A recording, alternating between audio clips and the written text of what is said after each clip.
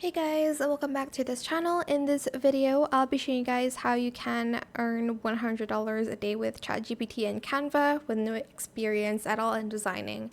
So if you go to ChatGPT, you're just going to type in "give me 30 short inspirational quotes for Instagram posts," and you're just going to add that. Once you've found the one you like, you can go back to Canva, and then you're just going to type in Instagram post under templates. Then you're going to select the one, so maybe this one, it's like a quote, so I'm just going to use this one, and then I'm just going to press customize the template. Grab the quote that you like, I'll just do this, and then you're just going to change the text and you're just going to save it as an image, and you're going to just post on Instagram. It's actually pretty simple since you don't need to think about it a lot and you don't need to think about the design as well. But that is it for this video. I hope it was helpful for you guys.